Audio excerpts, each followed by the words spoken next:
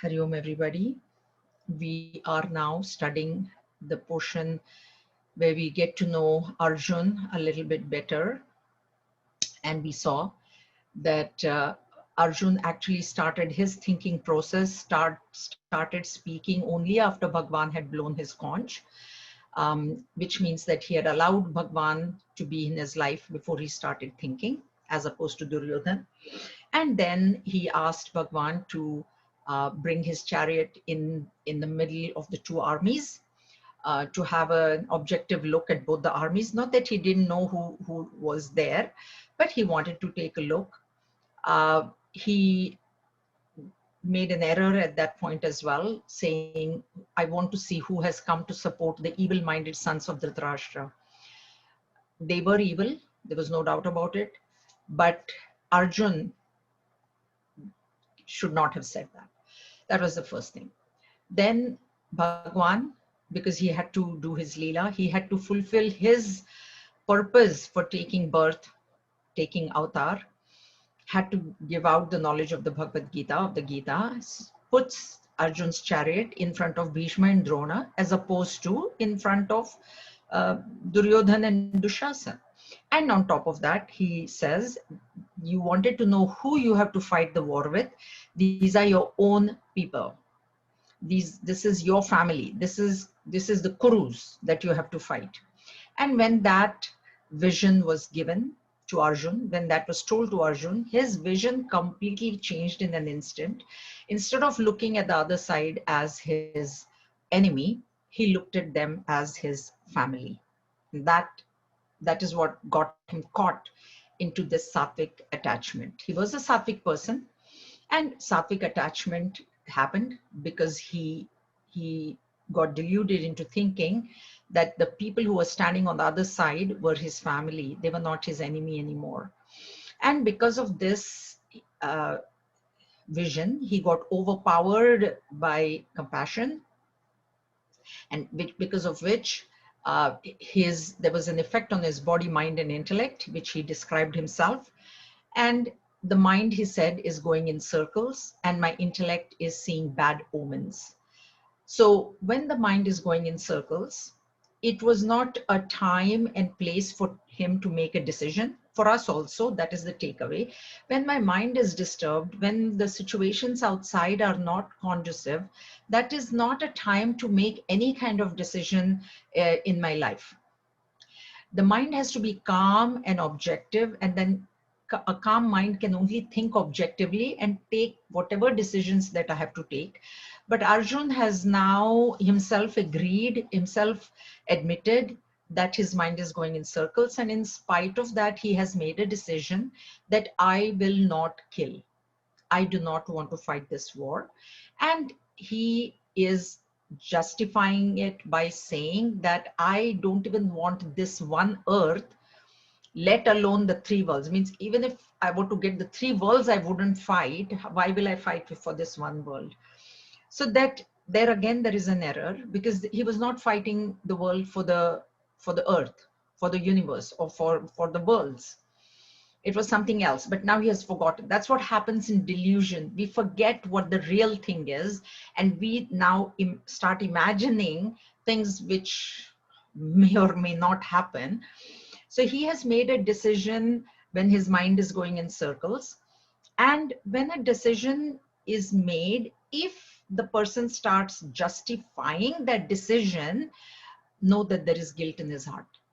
Why should a person justify? If a decision has been made, thinking has to precede decision. And that's what Bhagwan had done. They had thought it out. They had talked to them. Bhagwan had even asked for only 5 villages for the 5 brothers. And all that Duryodhan had refused. So there was a whole lot of thinking that had gone prior to the war. And then the war was decided. It wasn't like just like instantly, oh, let's have a war. Because Bhagwan even knew that this is going to do a lot of damage. A lot of people are going to are going to be killed. So he had tried to avoid the war, but it became unavoidable because of Duryodhan's tendencies. And now the war has been decided, and the war is about to happen in a few minutes. And now Arjun has made a decision when his mind is going in circles that I will not fight. And now he's justifying his decision. If a decision has been taken with full thought process, there is no need to justify it. And if a decision is being justified, then know that there is guilt in the person's mind. Because I have made a decision, I have thought about it, I know it is right. Why should I justify? I need not justify. This is what Arjun is now doing. So he has reversed he has taken a decision, and now he's explaining his decision. And now he's thinking, which is an imagination, because he's thinking into the future, which things may or may not happen. So he's thinking into the future. And what is he thinking? So he starts off by in 38 by saying that their intellect is clouded by greed. Lobha apahata chetasaha. Chetasa intellect. Lobha greed. Apahata they don't see. So because they are very, very greedy people, this is another indication of fall from sattva into rajas. So I am sattva, but I say, oh, they are greedy, but I am not greedy. I am a good person. So he says that they don't see the kulakshaya that will happen, the destruction of family that will happen. Also, mitra drohe chapatakam. We are betraying our own friends, because they were all friends and relatives. They were cousins, they were brothers. So it was a family feud, actually. It was within the families only they were fighting. And so he says that they don't understand that how much sin there is. This kulakshay kritam dosham, papad asmadi nivritam. We should now withdraw from the war so that we don't sin. And the reason we do that is because our intellect is not greedy of this universe, of this world, of this earth, or of this kingdom. We are not greedy, they are greedy. Let them have the kingdom, and let's avoid all this. This is what he's saying. Kulakshaya pranay, kula dharma sana. We talked about this. Kulakshaya kshaya is destruction of family, and destruction of family means destruction of family traditions, because all the young people will be dead, and there'll be only small children and widows left, or extremely old people will be left, because whoever could have fought the war was in the war at that point, and all of them will be dead. And then the family tradition will be destroyed, and because of the tradition, that family dharma, kula dharma also family will be destroyed. Then if there is no family, who is going to do all those traditions that family was doing previously? So there is nobody to do the traditions, take care of the family rituals, rites, etc. That means it's as good as destroyed. Dharme nashte kulam krasna. So all this dharma will get destroyed. We saw that. And then he goes on, and we were on 41, where we were explaining Varna Sankara. So this, what is going to happen is now this adharma is going to prevail. Because why dharma is gotten destroyed? Why has dharma got destroyed? Because there's nobody to follow dharma. Dharma by itself never gets destroyed. Please remember that. Dharma is a tradition, right? That tradition will be there, but if nobody is doing that tradition, then what is the point? So that's why it is said dharma nashte. Dharma is not getting, but there is a value, love, faith, kindness. But if I don't have belief in those values and I don't follow those values, then for me those values are as good as destroyed. That is what it means. So never think that dharma only is getting destroyed. No, but there is nobody to follow that dharma, then what good is that dharma? There is a law that is made, but nobody is following that law. Now we have this mask. Everybody has to wear a mask. If I don't, then that law is as good as destroyed, because nobody, 100% of the people are refusing to wear masks, something like that, right? So he says that the kulastriya, the women will get corrupted because they will have no source of income. They will have to go into wrong ways. Stri Shudushta Suvarshneya. That's why he's referring to Bhagavan Krishna by his tradition, family name. You are a family man. You know what family is. You know what tradition is. And don't you understand that when this war will happen, then this family tradition is going to get destroyed, and Varna Sankara is going to happen. I was talking about the three purities, and I reversed the name.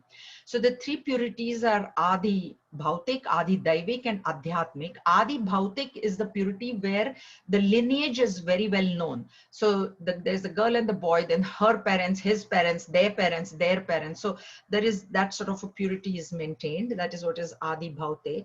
Adi Daivik is where Upasana, where in the house there are pujas are done, lighting of lamp, some sort of tradition is there. People do prayers in the evening, in the morning, that sort of thing. That is what is Adi Daivik purity. And Adhyatmik is when there is spiritual studies going on in the family. So these are the three types of purities. And when these are generally maintained by the woman in the house. Now what is happening is, because the woman is totally left unprotected, and now she has to go into wrong ways, these purities will not be maintained. And to avoid that, we should not do the war. We should withdraw from war, because when we engage in war, then everybody is going to get killed, and this is what is going to happen. This is he is imagining. And then we continue further. The uh,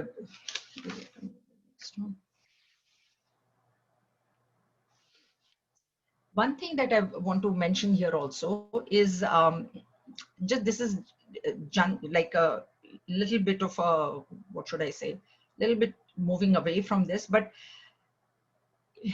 a misunderstanding is there among the Westerners that in our Hindu tradition, the women are considered lower than men. Do you sort of, everybody sort of agree, not agrees, this is not correct, but do you agree that there is this sort of a view? How many of you agree? That's why I want to good. This is for the younger people that I'm explaining. It is not correct, but it is a view that the women are, and the reason that it has come is because we have all the Hindu tradition. Our tradition says that a girl or a woman is under the protection of her father before she gets married. Then she is under the protection of her husband, and then she is under the protection of her son. And that's why the son was so important in those days, right? And when we say that, oh, she's under the protection, means what happens? The protector is more superior than the protected. This is an impression. It is the impression that comes, doesn't it?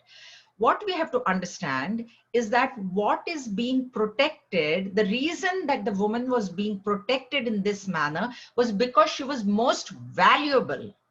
See, if I have a real diamond in my house, do you think I'm just going to leave it as a paperweight somewhere on my table? Or am I going to put it in the safe? I'm probably going to put it in the bank safe, or at least in my house. So I'm going to protect it. Or if you see the president, any political leader, police commissioner, they have their own detail, their own protection. When the person has protection, does it mean that the person is the slave of those protectors, or does it mean that he is most valuable, therefore he is being protected?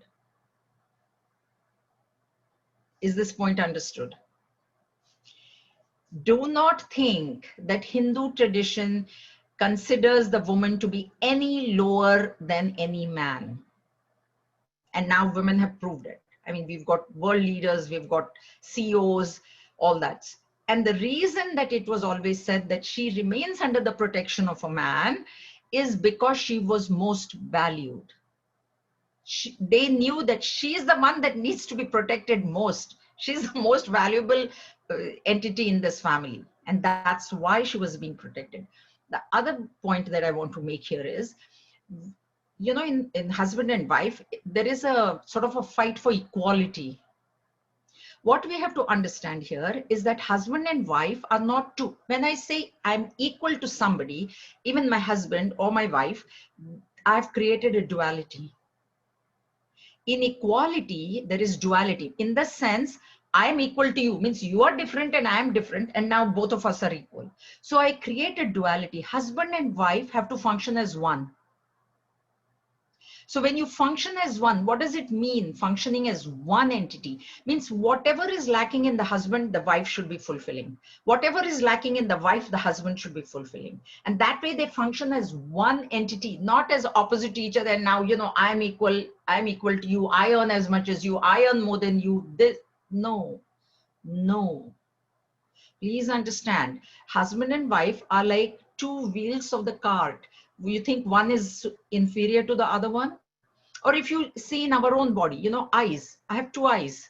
Can I ever say that, oh, left eye is less important than the right eye? They see how our own body you can look. The eyes, they compensate for each other. My own eye doctor, my one eye is 2 plus 2 and one eye is plus 3. And then my eye doctor told me, you must have a glasses 2.5 because they will compensate each other.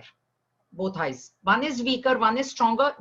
So they are functioning as one. Like that, husband and wife must function as one. There must never be a quarrel for equality. Understand this point very well, especially for the younger people. This is what I'm telling here. Okay, we think that women. No, it's not like that. If anybody thinks that's wrong. So this what it is. Now he goes on. What will happen if Varna Sankara means crossbreeding, when the family traditions are destroyed? He talks of another important point. Sankaro narakayaiva kulagnanam kulasya cha patanti pitaro yesham lupta pindo dakakriyaha. Admixture of caste leads the slayers of the family to hell, for their forefathers fall behind, deprived of the offerings of pinda, rice ball, and water libations.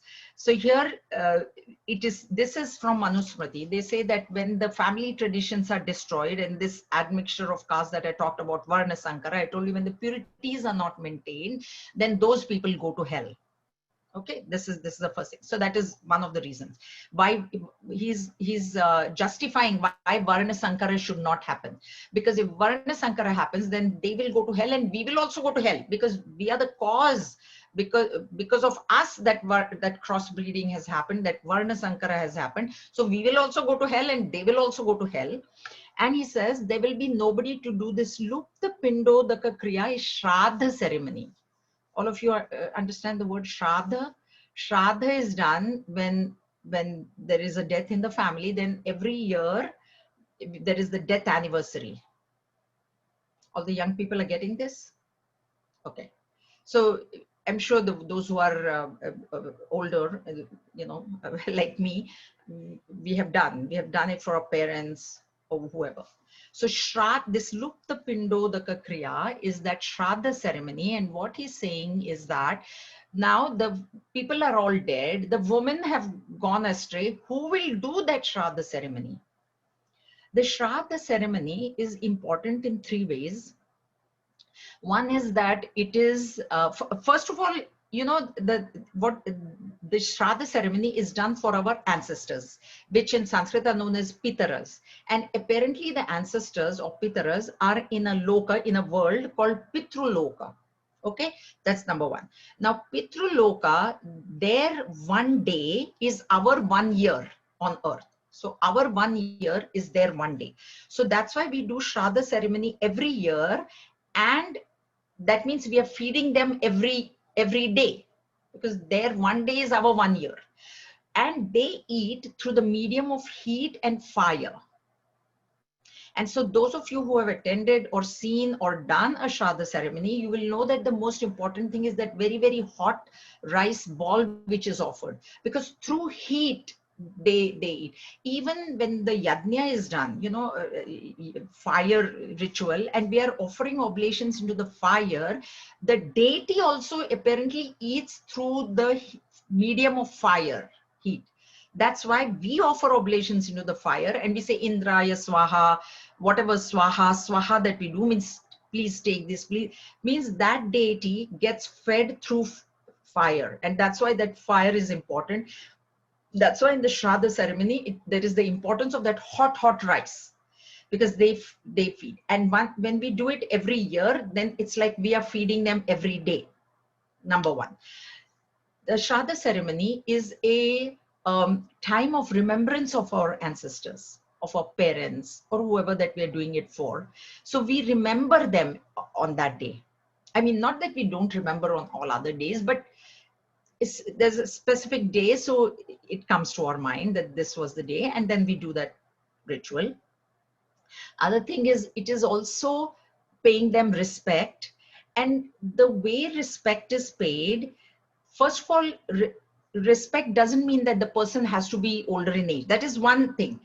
We pay respects to people who are older in age, but they can also be older in the sense, have more knowledge than us. So we have our mission, we have Swamijis who are younger, but we still do pranams to them because we admit, we say that they have more knowledge than we do. So that also is there. And then the third one is they may have done more service to the society than we have done. So these are the three, we do pranams even to them. Then we don't see the age. Either by age they are older, okay, fine, that is one respect. By education, by spiritual knowledge, they are older, more mature, have more knowledge than us, or then they have done more service. And that is one of the reasons that we do pranams even to young, there are young, much younger than me anyways, and we do pranams, and that is the reason. Now, paying respect to people around us, it is shown by what is known in Sanskrit or Hindi as Maryada. Maryada is a limitation, self-imposed discipline. Self-imposed discipline indicates respect for the other person. And I was thinking, I'll give you an example. I was not even 20, maybe early, very, very early 20s. And my father's uncle was going to be visit. It was a big thing. My dad's maternal uncle was going to come to our house Sunday morning. I remember that very well because I was at home. I had not gone to work. And my dad always told mom to tell me instructions. So the first instruction that came was that I have to wear a sari and sit. Maryada. So not that I would have been wearing a sari on a Sunday morning, but my mom said, no, uncle is coming and dad wants you to wear a sari. Then the second instruction came, when you sit, of course, we would all be sitting on a chair, you cannot cross your legs.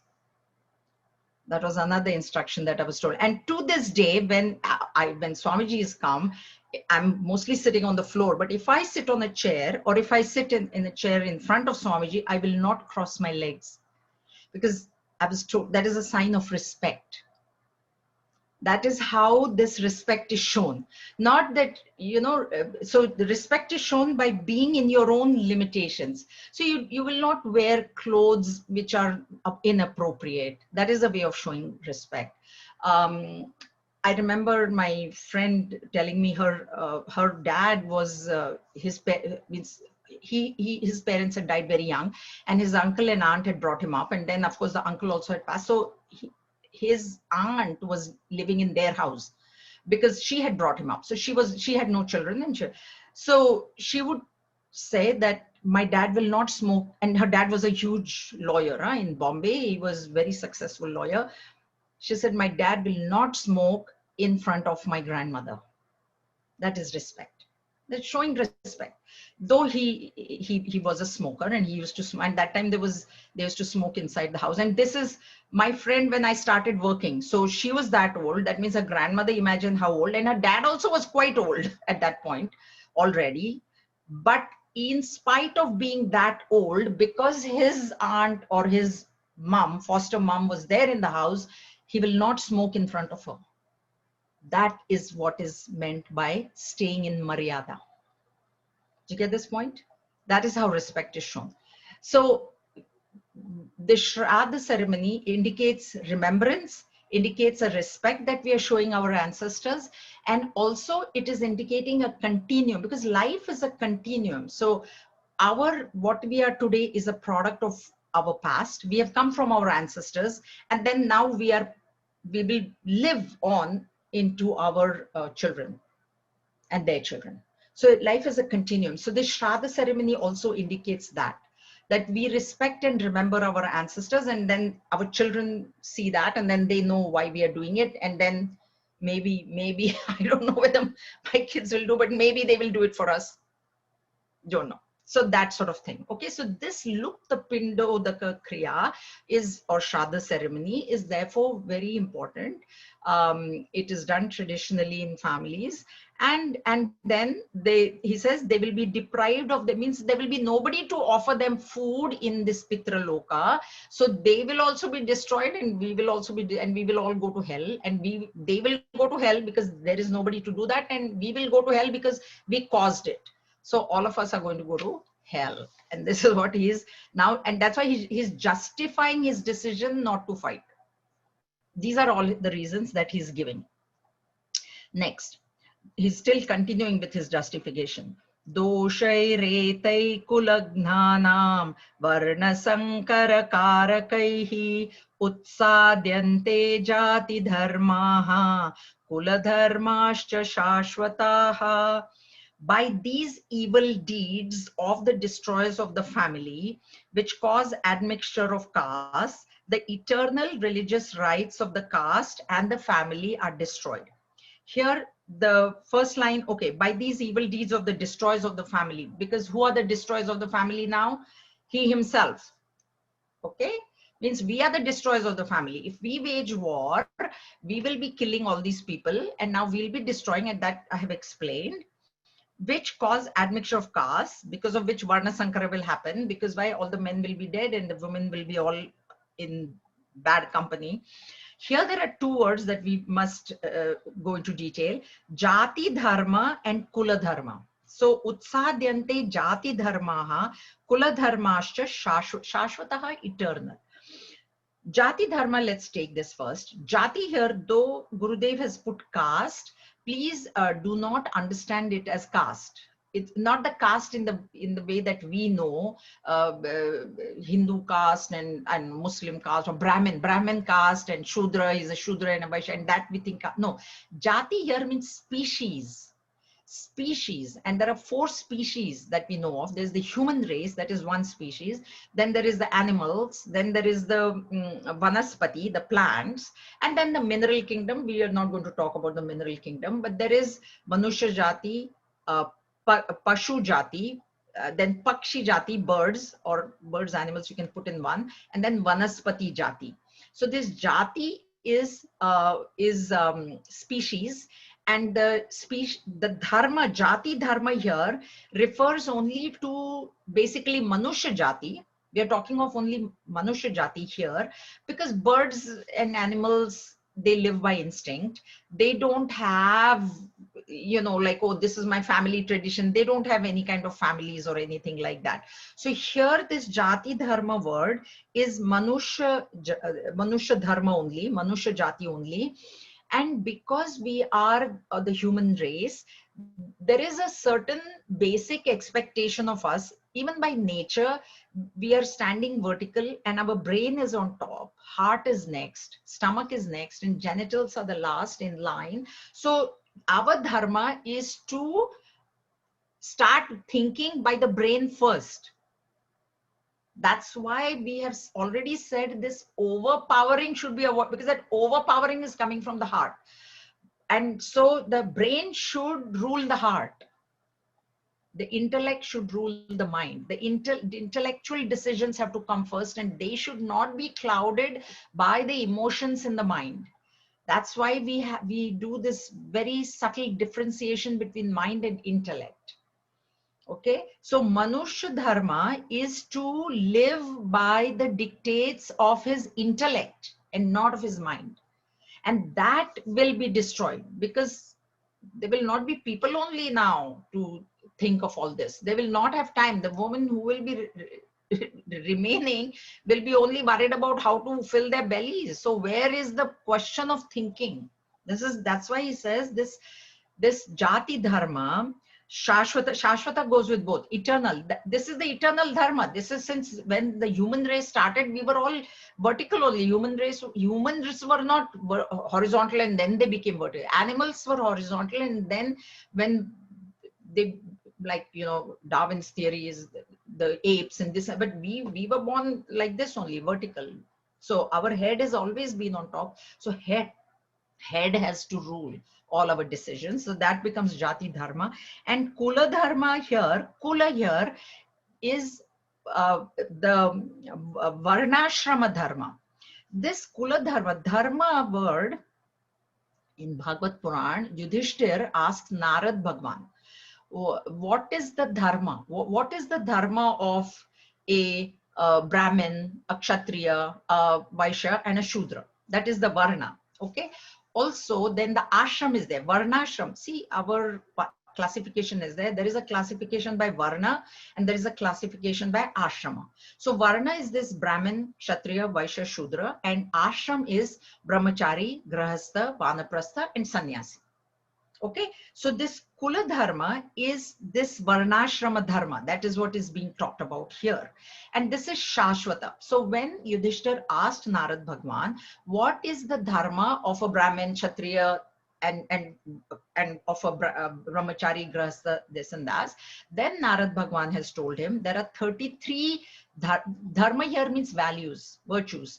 There are 33 virtues or values, he says, which are across the board. Across the board means what? Whether you are a Brahmin or you're a Kshatriya or a Shudra or a Vaishya or a Brahmachari, Grahastha, Vanaprastha, Sannyasi, there are 33 values which everyone has to follow. It doesn't matter where you are on this, wherever you are.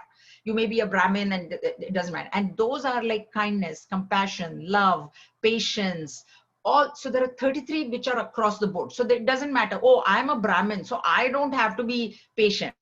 It is not like that. 33. And then as per the Varna and as per the Ashrama, there are specific dharmas. There are specific rules of engagement. There are specific ways of living. So a Brahmin is not by birth. Last time also this discussion was there a bit. Now, please understand that we are Brahmins or Kshatriya or this or that, not because of birth, but because of our tendencies. So the one who is predominantly sattvic, the next is rajasic, below it is rajas, and then tamas is a Brahmin. There are three gunas, sattva, rajas, and tamas. Now, the one who is rajas on top means predominance of rajas, excuse me, followed by sattva, and then tamas is a kshatriya. Okay, the one where rajas is on top, predominant, but number 2 is tamas, and number 3 is sattva, is a vaishya. And the one where tamas is predominant, followed by rajas, and then sattva at the third level is a shudra. So this is not by birth. This part has to be understood. So Gurudev used to say that at birth, everybody is a shudra only. Why? Because their babies, they pee anytime, poo anytime, wherever it is. Do they have any kind of culture? Babies. They want to cry, they'll cry. They want to throw up, they'll throw up. They won't say, oh, there are people here, I shouldn't poo, I shouldn't pee. No, I don't care. So that all babies are Shudras. All of us are born Shudra. Then as we grow up, our tendencies start developing, and then we get into these 4 categories.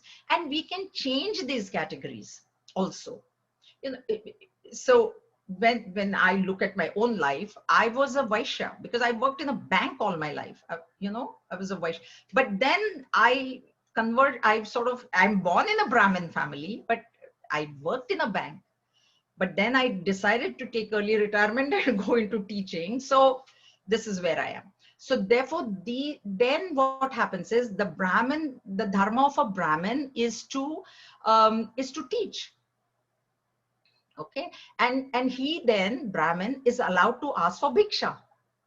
We'll be talking about this in the 2nd chapter, because Arjun says, Arjun is a Kshatriya. So his dharma, Kshatriya dharma, is to fight, is to administer the kingdom, be a king, be an administrator of the kingdom. Like administration, he has to be good in.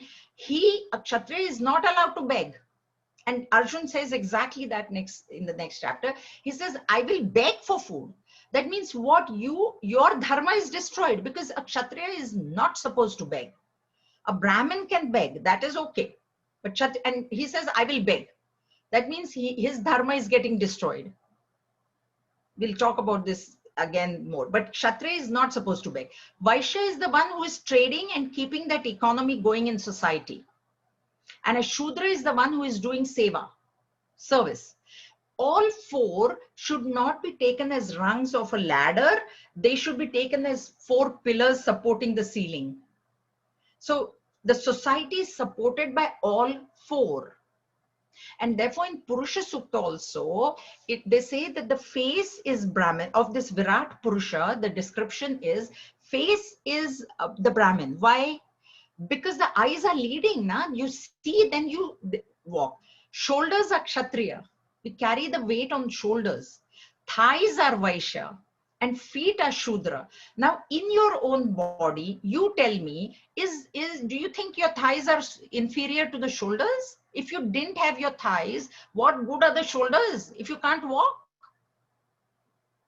What good are your eyes? They are leading, but your feet are, you cannot walk. And so what the eyes are looking, oh, I want to go there, but the feet cannot walk. Can any one of us say that my legs are not that important? You know, face most important. That's what people do. They beautify the face, but they cannot even walk. So please do not ever think that this is Brahmin first, then Kshatriya, then Vaishya, then Shudra over there right on the ground. No, no, no, that is wrong. And it is not by birth. So each one of these has their own dharma. This is what, this is this Kula dharma. This is the, you know, explanation of that. Then a brahmachari is supposed to be studying. Predominance of studies should be there for a brahmachari. A grahastha, earning. So first there is learn, then earn, grahastha. Then you think. Vanaprastha is meant for thinking of whatever you have earned or you have done, whatever rituals in your grahastha ashram. Rituals are the prerogative of the grahastha because both husband and wife are required to do a ritual.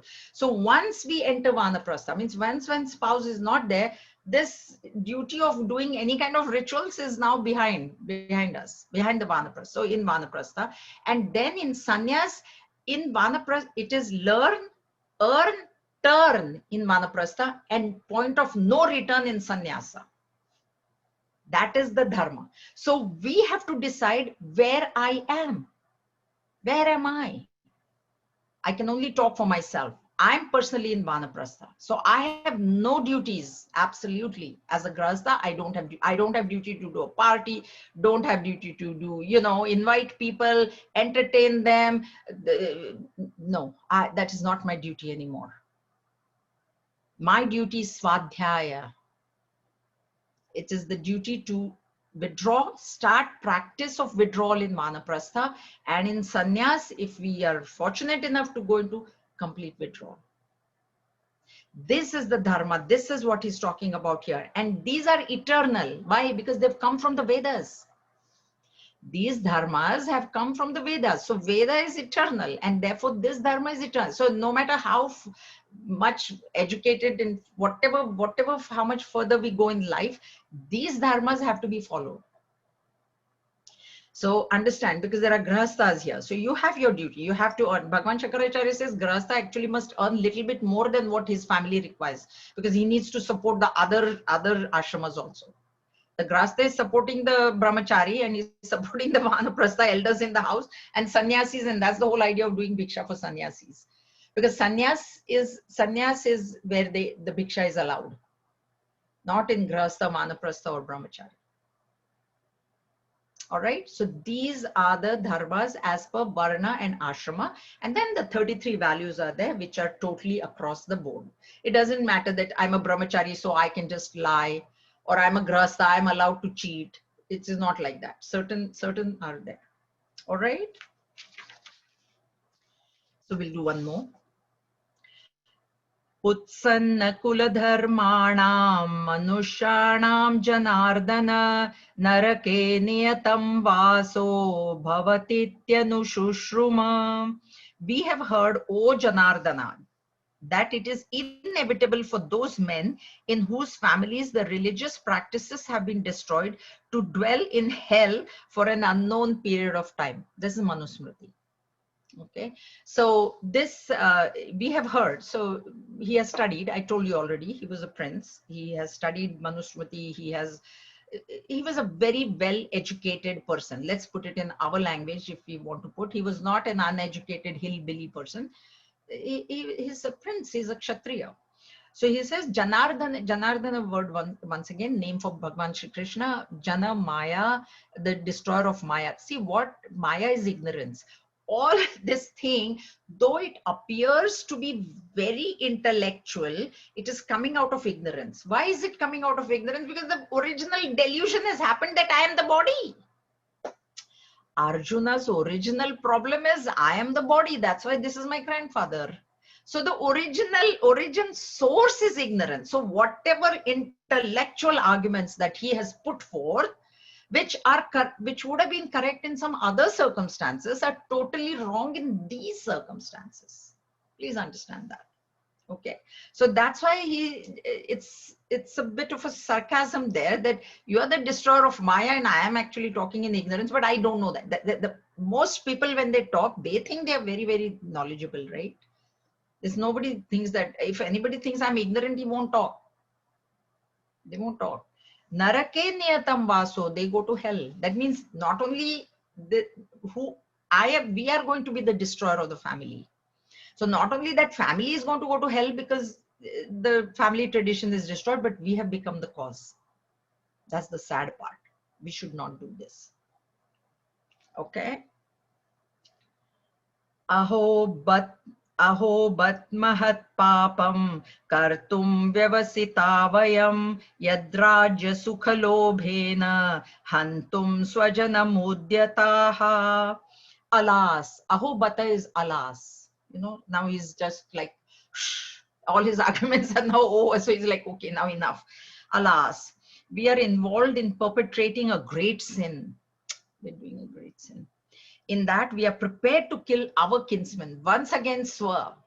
Whole problem is swa. My is a problem. Our kinsmen, goaded by greed for the pleasures of the kingdom. Look at his decision. War, now he thinks he has forgotten the purpose of the war completely. This is what delusion does to us. When we go into a spate of wrong thinking, there are two words. There is vichara and then there is vikara. Vichara is thought, a correct inquiry, which is leading us to a correct conclusion. And vikara is an imagination which is going nowhere. Literally, it is going nowhere. Vikara is a disease. That's why even our thinking, we think that, you know, we need practice to maybe cope or drive or these other things, but we have to understand that we also need practice how to think in the right direction, in the right lines. And now with Arjun, what has happened is the whole thinking has started from an incorrect base. And because the base itself is incorrect, no matter what he thinks, what he thought, what arguments he put forth, how intellectual they sounded, it was all wrong. And the reason we know it is, Bhagwan is not accepting it, because when he said, I don't want to kill, that time if it was a correct decision, Bhagwan was right there listening. Na? So Bhagwan could have said, na, correct, Arjun, your decision is absolutely correct. Let's just leave the war and go. That's what tells us that this is incorrect, wrong thinking. Okay. So, and he says, pleasures of the kingdom.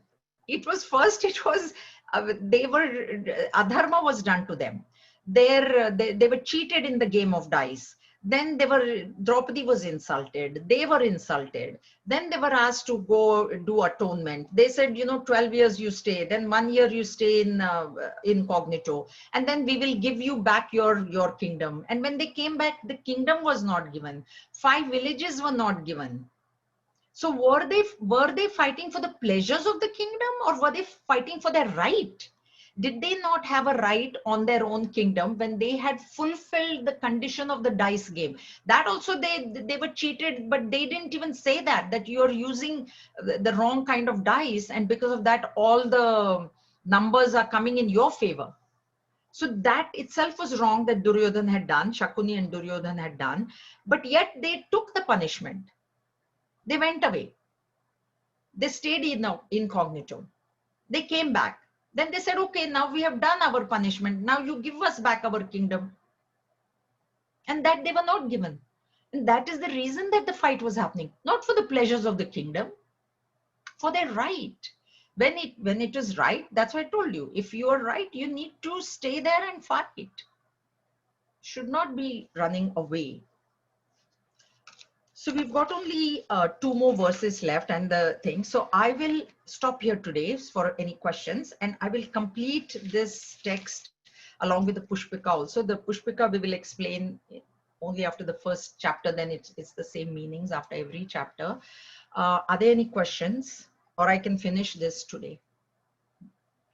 But I also want to talk about something. Are there any questions or anybody wants to say? Because the chapter, basically Arjun's is over. Now it's only Sanjay. Yes, Nivedita. Jayaji, like we read, if you were born in a certain varna, you were able to change. It is possible, like if you are in a certain, how do we have any examples of somebody was able to change varna after being born in that? Baba Sahib Ambedkar is what I was thinking. Was he, correct me if I'm wrong, was he born in he was the one that wrote the Indian Constitution. Who remembers? Baba Sahib Ambedkar. I think he was born in a Shudra. I think. Am I right? Does anybody know? Yes, correct. Right? So imagine a boy born in a Shudra family wrote the constitution which is being followed today in India. So he's reached the Brahmanical state, Brahmin state. Was it possible at the time of Mahabharat, or was it like? I'm sure it was possible at that time. I'm sure, yeah. I would think. But in the times of Mahabharat, I mean, Eklavya we have. Eklavya was a tribal boy, right? And he actually is considered to be even a better archer than Arjun. So Kshatriya. So does this dilute Varna? Do we say now this is dilution of? No. No. What do you mean by dilution of Varna? Because Varna, first thing you must understand that Varna is not as per the birth period. Chapter 4, Bhagwan himself will say. Okay. It is not by birth at all. You can be born in any family, okay, and your tendencies you develop as you grow older. Haji. Sorry, a couple of examples are Vishwamitra, even Valmiki, because they're all examples of how they attained a completely different level purely from their pursuit. Because he was a Kshatriya, he became a Brahma Rishi. Correct. And in this case, Valmiki was basically from the lowermost caste. Yes. And he wrote the Ramayana. Purely based on life experiences. Correct. Absolutely correct. Because it is based on tendencies. See, you have to understand one thing. A tendency can be changed. So if right? Birth cannot be changed. Suppose if it was by birth, that means a person who is born in that family, birth is birth, finished, happened. We cannot change that. But tendencies can be changed. Now that is in our control. Nivedita, your video is frozen. Something. Yeah, no, so I'm trying to connect, Jayaji, like if like all like Arjun's point of view, that if there are no men, then women will go on wrong path, and then the whole dharma gets diluted. So if you so is this also dharma is getting diluted? Like everybody was expected to be following their dharma according to their varna. In those days, yes, I would say yes. More than what is being followed today. More than what is being followed today, for sure. Today, so many of us young people don't even know. Right? So, yeah. Those days, yes. Any other questions? If there are no questions, I want to talk about this book. Life and Day, the Indian Way. It has been now priced. I was waiting for the price. The book had come, and I already took the liberty of reading it. And this is an excellent, excellent book for all Bal Vihar children and their parents and the Bal Vihar teachers. Okay, because this gives a way of living. There is dinacharya, means how you spend your day. Then the daily routine, dinacharya, then Jivancharya, so your life plan. It's both is there. It's a small book by Swamini Vimlananda. It's in the series of in Indian culture. So most of you would have read the book Why Do We in Indian Culture, or there's the other book where she explains all the dowry system and all, also Not Too Loose, Not Too Tight. That is another book. And this one. Now, this is it seems a tiny book, but unfortunately it has been priced at $10, because our shipment came by air this time, and I actually I've tried to keep the Bhagavad Gita cost down, because of which the other books are a little bit more expensive. So this was priced at $8, but now it's $10. But I would request, basically, I want all the Bal Vihar parents to buy this, read this, do this, so that your children will follow automatically. This is Kula Dharma. This is Dharma of the family. So please buy this. I have copies, and then let me know. Okay. So this is an essential book for Bal Vihar parents. And the other new book is Hari Mide Stotram, which is only for like whoever wants to buy. Commentary by Swami Tejo Mayananda. This is it's a new text that he found, and then he commented upon it. So it is Vishnu, Hari Mide. So it's verses in praise of Vishnu, but Vishnu here to be taken as that Satchitanand Brahman. So this book is also $10. Like it's like that. I'm sorry, but this is one that I really, really recommend, and this one whoever wants can take it. So let me know, and we can take it from there. Any other questions? Yes. I just want to say I want both the books, so I will come and collect it from. I'll bring them from the ashram this week, and then you can let me know whoever wants the books. Okay. Thank you, Jaji. I have a question. Yes. Yeah. So the perspective is that because the women will go on a different path, there is a potential to destroy the family traditions. I appreciate it from that perspective, but the same thing can be looked upon from starting a new tradition as well, right? So what in effect we are suggesting is, if you look at the current cultural system, the present day, the marriages happen between individuals who like each other rather than sort of, so we are actually not potentially destroying, but starting a new tradition. Is what is a different perspective to look at the same thing. So why was it sort of insisted upon in such a sacred text as a destruction and not starting of a new tradition? But was it a necessity? Yeah, but this is two different things you're talking. Right now you're talking about two people getting married and starting a new life. There the life is ending. So how that widow that time there was no remarriage. Now even widows, young widows, they get remarried, and it's allowed, and it should be like that, and it has been done, right? And then a new tradition can be started, right? There the whole society was going to get destroyed, killed. Okay. Right. And that's why we have said that this whole spate of thinking is incorrect, because Bhagwan has not endorsed it. If it was correct, Bhagwan would have endorsed it. Bhagwan is not endorsing it. You will see now in chapter 2 when we go, it'll be a totally different scenario. Okay, thank you. Everybody, and I will see you next Sunday.